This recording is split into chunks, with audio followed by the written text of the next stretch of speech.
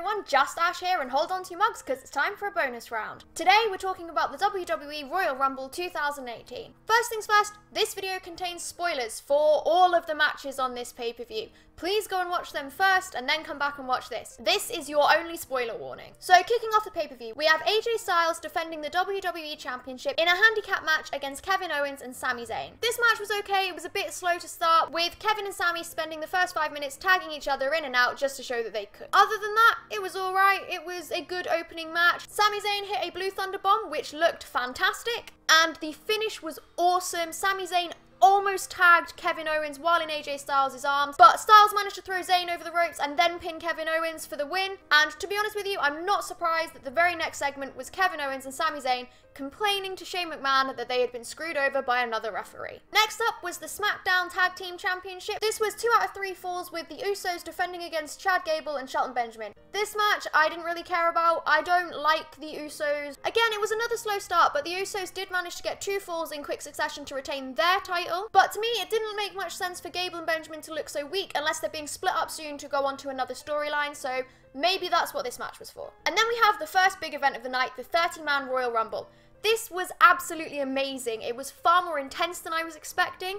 My own personal disappointment is that there was no Chris Jericho. Rey Mysterio was a nice surprise. It's good to see him coming back. And he hit a double 619 on Cena and Reigns. So overall, a very good performance. He got a nice pop from the crowd. Everyone was very excited that Rey Mysterio was there. It was also really nice to see Finn Balor looking so strong in this match. He started at number 2 and made it all the way to the final 4. I really hope this is the start of a big push for Finn Balor. Then we have Roman Reigns entering the Rumble. As soon as he entered, I literally sat there thinking, oh my god, Roman's gonna win this, he's entered late, they're giving Roman a push. So obviously I was pleasantly surprised when Shinsuke Nakamura eliminated Roman for the victory. Shinsuke Nakamura is one of my favourite wrestlers. I absolutely love him. He's not been used very well on the WWE main roster, but I feel like this is the beginning of something huge, especially with him choosing AJ Styles to have his match with at WrestleMania. I feel like this is going to be fantastic. I cannot wait to see more of this and to find out how this is going to end. So after the Men's Rumble, we had the Raw Tag Team Championships between the champions Seth Rollins and Jason Jordan and The Bar. This was a poorly placed match. Not much happened. It was more for storyline reasons than anything else. And it was kind of boring. Like, The Bar won, which I'm fine with. I love Sheamus and Cesaro as a tag team. I love them as heels. They are absolutely fantastic. But hopefully this is the end of this feud now, especially seeing as Jason Jordan did absolutely nothing in this match. I'm hoping that this match will generate the heat that Jason Jordan needs to turn heel. I think it will make him 10 times more interesting, especially seeing as no one seems to like him that much anyway. So why not let him play into that, let him be the bad guy for a bit. It was also interesting with this match to see Seth Rollins show off what amazing stamina he has.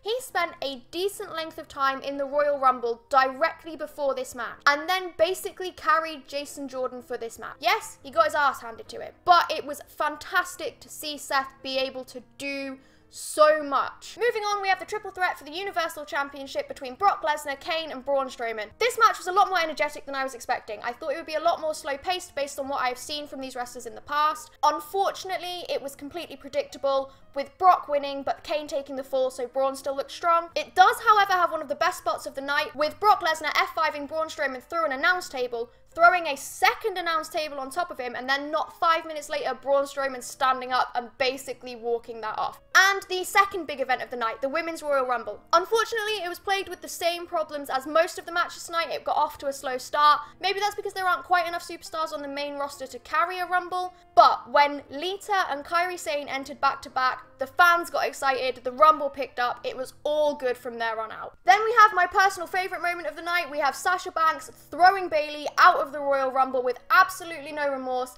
and taunting her by saying, "That's why I'm the boss." And then, while not as intense as the Men's Royal Rumble finale, the women's one finished just as strong. We had Asuka versus Nikki Bella. Nikki had already eliminated her own sister to guarantee a spot in the top 2.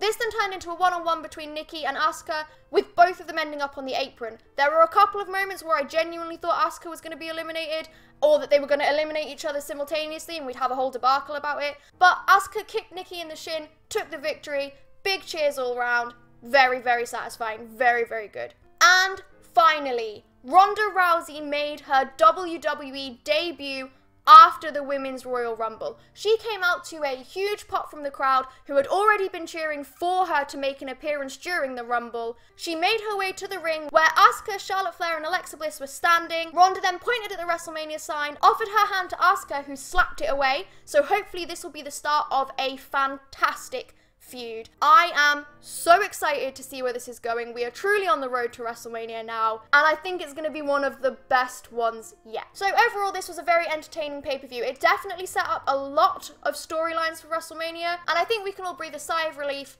that Roman Reigns didn't win the Rumble. Everyone's happy. And that's it for this video. Leave your thoughts on the Royal Rumble in the comments below, and if you've enjoyed this video, please remember to give it a big thumbs up. And as always, pour yourself a nice cup of tea and join me next Friday at 8 for the next video.